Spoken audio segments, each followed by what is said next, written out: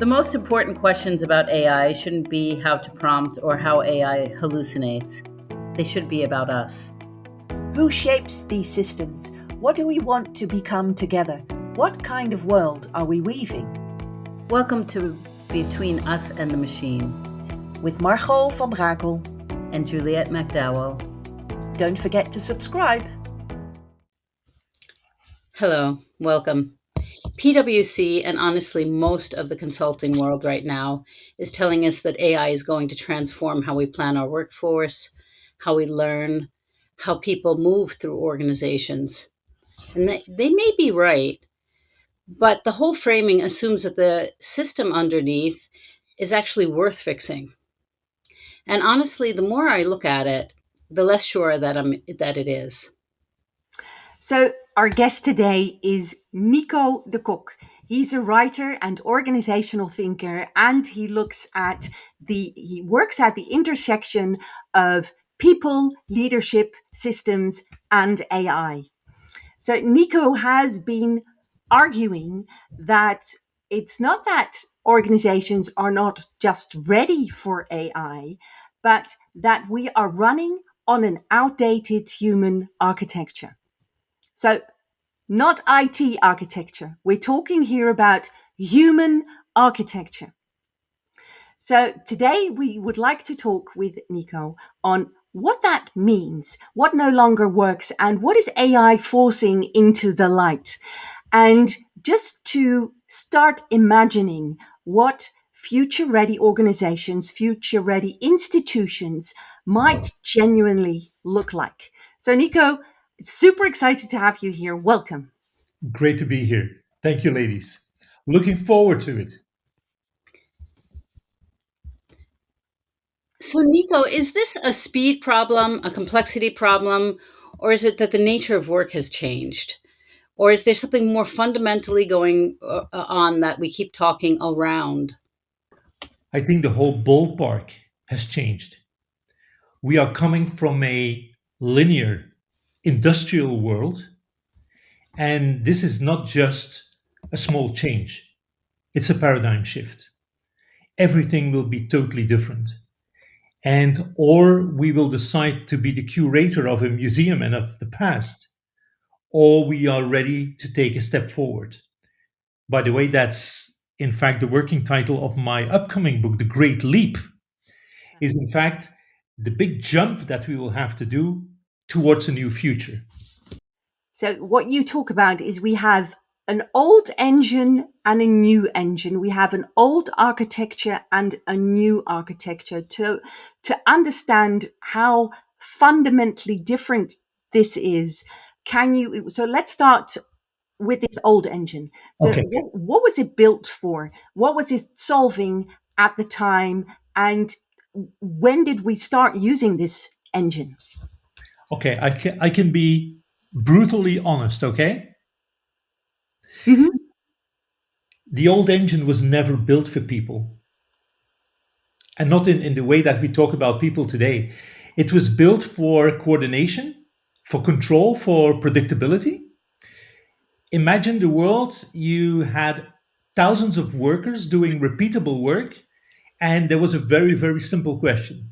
How do we make this system efficient? So we've built a hierarchy, we built roles, reporting lines, performance systems, and it worked.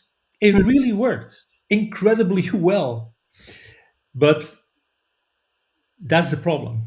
We are still running on that same old engine. And the work, it's not predictable anymore. It's become cognitive, it's fluid, it changes constantly. And so what we are now doing, or a lot of people are doing, we are taking 21st century work and we force it into a 20th century machine. Mm-hmm. And we didn't upgrade the system. We increased the pressure within that system. And why doesn't it work anymore? I mean, I don't think it's not even about speed, or complexity. The system assumes stability. Yeah. And we're in a world, look at the news every evening. absolutely nothing is stable anymore. Mm. Knowledge shifts incredibly fast. The markets change. Geopolitical things are changing. One or two lunatics, and the world is upside down. And also, capability is shifting because of AI. And organizations try to manage all of that with the old structures.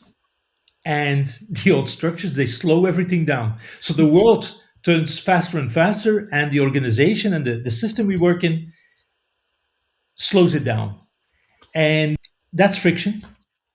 So, and the role of AI. So, is this a driver of this change, or of this urgency to rethink? Hmm.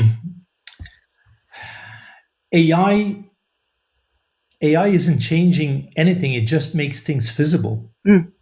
Yeah. Because the problem is not technology. Mm. It's how we have organized humans. And we have now humans who can do exponentially more, but they are still trapped in an approval chain, in role boundaries, in legacy structures. And so what becomes the bottleneck? It's not the capability, Hmm. it's the organization itself. AI didn't break the system, it just revealed that the system was broken. And AI isn't a disruption, it's a diagnosis, Mm. in my opinion. This is interesting because at Mission AI, we're often working with organizations on process improvement and using AI to do that. And this is exactly what we're running into. So, what I'm wondering is, where do you see leaders getting these two things most confused?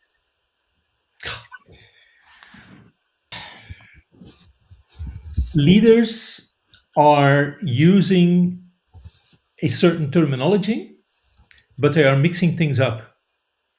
There has been a with AI, what are we doing? Are we in automation or are we in transformation? And leaders say that we are transforming, but what we're actually doing is automating. And we take existing processes and we put AI on top. Hmm. Performance reviews, workforce planning, talent pipelines, and actually it looks impressive, but nothing fundamentally has changed. The logic is still the same. Transformation, in my opinion, would mean, why does it exist at all? Mm. And yeah, we are trying to improve systems while actually we should be questioning the system. And if you automate a broken system, you don't fix it, you just scale the problem. Yeah. You just make it bigger. Yeah. Yeah. So I think that's interesting. That's why you're saying that AI is really um, amplifying this problem. At some point, you can't not see it. In your work, you talk about a shift from additive to multiplicative. Additive is Multiplication. multiplicative economy. Can you explain what you mean with this? Yeah. In fact, for a very long time, value was additive. You put more people, Mhm. you have more output. And that's how we have always built organizations. But AI has changed that completely because now just one person with the right tools can do the work of many. And that's multiplication. And it breaks everything because our systems are still built around headcount, around control, structure. But the real question I'm asking is, how do we amplify intelligence? Not how do we manage labor? And the future organization is not bigger, sorry, it's exponentially smarter. Yeah. That's So, a big difference for me. yeah, Nico, in your book, you kind of touch upon this somewhat. The book, Rewiring the Human Delta. What problem does the human delta solve that HR leadership models have not really been able to crack yet? Hmm. I'll try to simplify human delta because the book can be quite heavy Yeah, it's dense. sometimes. Mm, But for me, human delta is where humans still matter, not in tasks, but in capabilities, judgment, sense making, creativity across domains, trust. And those are not easily automated. And they become more valuable as AI gets better. So human delta is really about understanding where does human value actually live, and are we designing systems around that?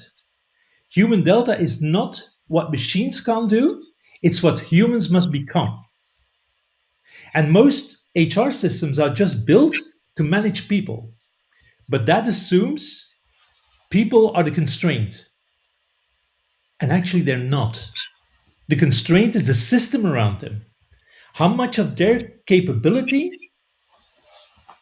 actually gets unlocked? So human delta shifts the question of how do we structure people to how do we expand what people can become. And that changes everything.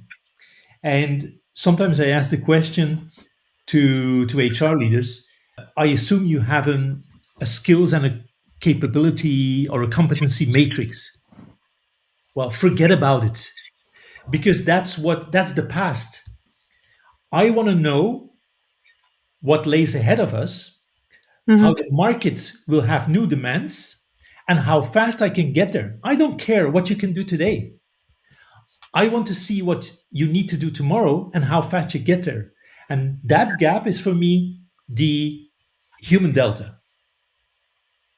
And the real question is not how to manage talent, but it's how much we are wasting talent. mm.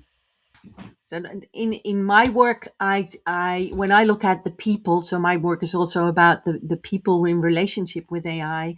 I explain that we've been looking at people as if people are machines, Mhm. and so if we continue on this course, like acting as if a person is a machine, and we can just like yeah press play and it works, or just turn up the volume and then the machine works harder.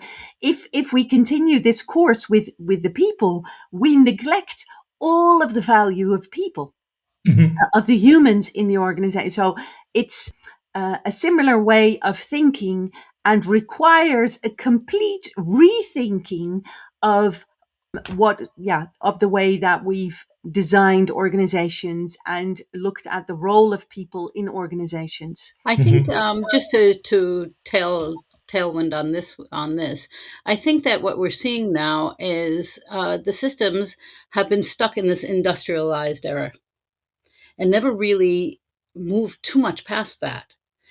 And so with the introduction of AI, we're seeing, oh, well, we haven't really evolved much.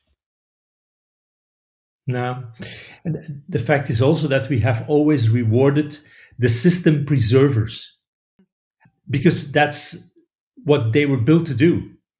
Institutions are, how would I say, I use the word machines, are stability machines. They reward people who keep things working. And so the specialists, they thrive because they understand the system, but the people who can reimagine the system often don't fit inside. They are harder to categorize, harder to reward, and actually sometimes they are just seen as disruptives. And the problem is that we are heading towards a direction where disruption will become unavoidable. And organizations don't resist change, but they are structurally designed to ignore it. And that's where we are getting into a problem. Yeah, so we're talking here about the generalists versus the specialists, and I love the way that Buckminster Fuller explains that. Like the specialists, we have a world full of specialists. They're very good at this one thing. They stay in their corner. That's what they like, and they know all about this little corner, their little box. But transformation happens if you can transcend your corner and look at the bigger picture. And that's where the Mhm. generalists come in. But the system doesn't like generalists because they bring change, transformation, disruption. But the time of now really calls for generalists to share what they see, to be able to move away from Mhm. the system that's in really in the power of the specialists, but prevents us from really getting any benefits from the progress that we have actually created. So it's yeah, I love the way that he explains those forces. And what you're saying is that within organizations, within the architecture, it's like built in to reward keeping the status quo Mhm. and rewarding the profiles, the people that are in the specialist area, which is, you know, it's all good being a specialist, but it's understanding that you have value for both profiles. You need the generalist to move forward, and that gives then new context for the specialists to do their role in a new context. Yeah, indeed. So when we look at this like transformation, so it's not change, it's really transformation. We're moving to something new. We're letting go of something old. Um, what would it feel like for me in an organization if I work in a context that is treating me as is allowing me to bring my potential to the game? I believe that the biggest shift would be that friction disappears. I mean, in traditional systems, people spend energy navigating the organization. They are looking for an approval, they are working within their role, company politics. Mm-hmm. And in a better system, all that noise drops. And suddenly people they can focus on different things, on the thinking, on creating, on solving real problems. And that's the moment that you will feel immediately that tension gets less, more clarity, more ownership. And when the system works will stop feeling like work. Mm. That's what I feel that will probably be the biggest shift. So, Nico, I might ask a little bit of a difficult question here, but you know, in a sea of management books, and there are many, yours does stand out because it's really talking about the difference between legacy thinkers and more transformational visionary types. What's this roadmap look like, and have you know how willing do you think organizations are to adopt new practices or basically a new way of looking at things? Hmm. In fact, that's a really difficult one. And that's I mean, not everybody is very happy with the things that I'm doing. But so be it. Mm. I'll try to explain. A lot of the legacy workers and the people who have built incredible, great systems have a sort of earning model that has been lasting for a couple of decades. And if you look at consultancy firms, the really big ones, they are not going to bring the change because that would break. their whole system. Yeah. The thing is, they are bringing certain small transformations to companies, very small things, and the companies can immediately buy these things and start working on it. While if they would say the system is broken, we have to press the reset, then suddenly their whole system would break down. And that's not, you don't make money with this. So the good thing is that I don't have to earn money with this. Mm, I can just say that the system is broken because it doesn't affect my income. It it does affect the income of the legacy thinkers. And so that's where we kind of clash. And in the end, they will in 5 or 10 years time, what I'm saying today, hopefully, will be some common understanding.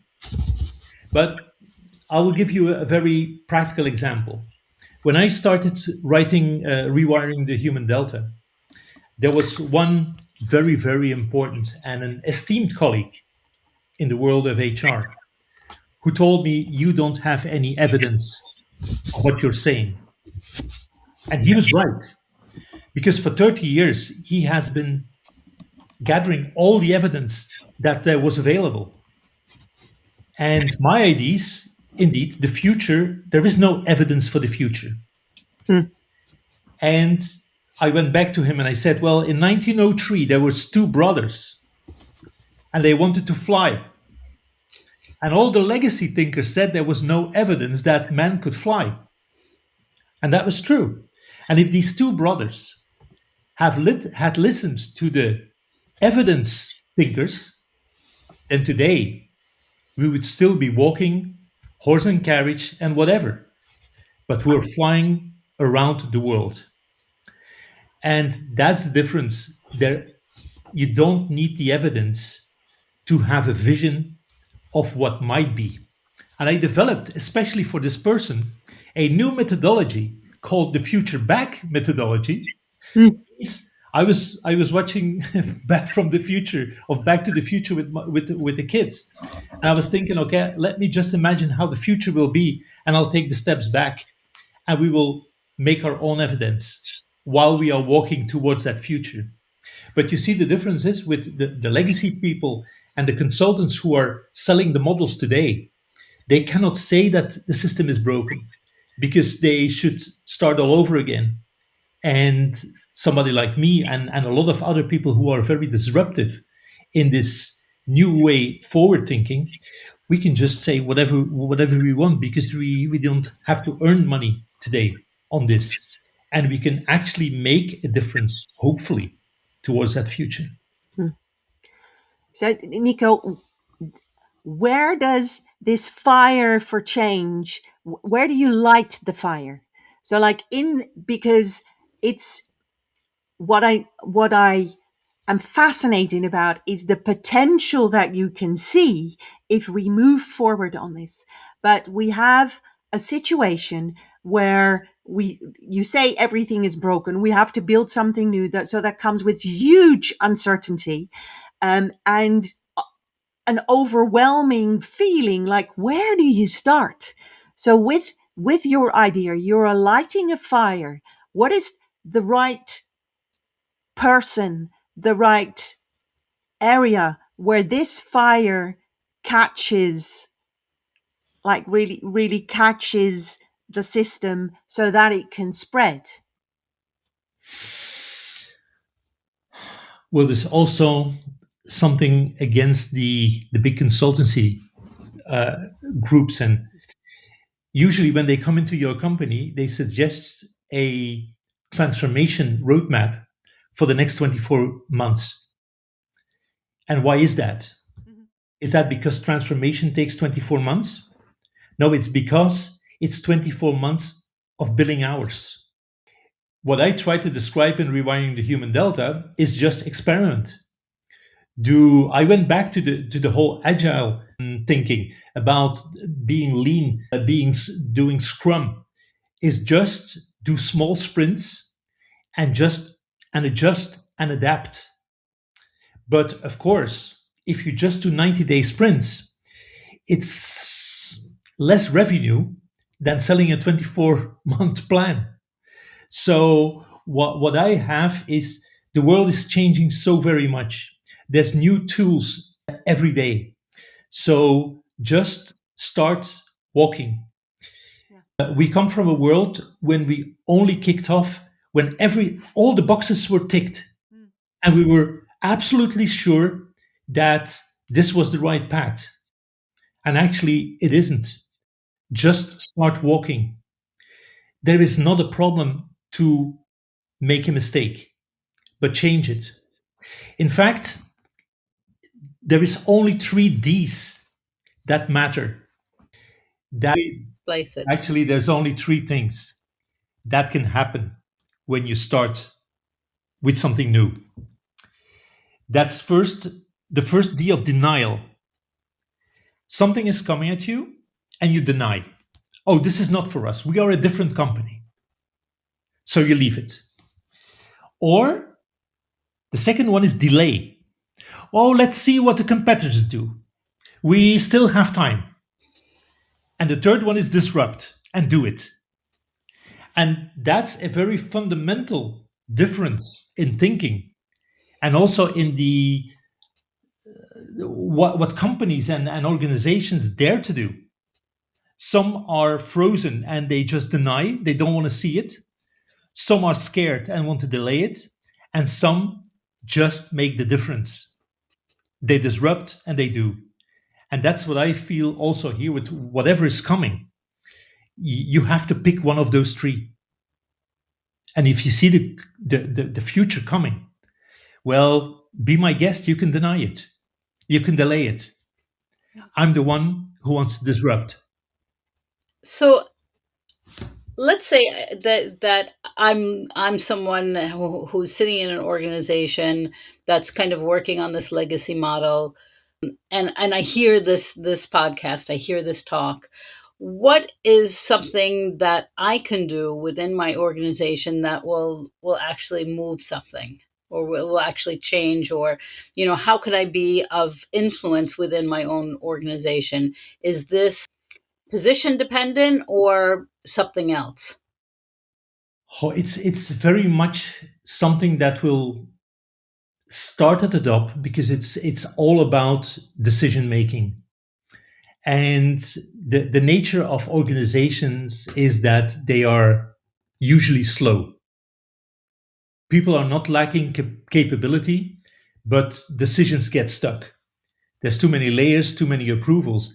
And what I would suggest to people is just look at what you're doing and not only ask, can we improve it, but do we actually have to do it?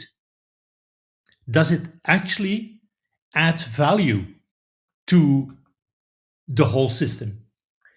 And if we can make a decision on yes or no to do things instead of just thinking, oh, if we'll improve it, it will get better. It's different. And yeah, it's also a little bit a permission problem. You don't We have always asked for permission, and maybe we need some people who just do it and don't ask for permission anymore. But that's the anarchy part of my provocation and disruption then. Well, as you say, that you can start small, so you can start in the area where you do have influence, even if the top is choosing a different course at the moment. So having these rebels or this disruptive teams, there in any organization, there are always teams that are more likely to dare to disrupt. Mhm. And from there, a seed can be seeded that can become bigger.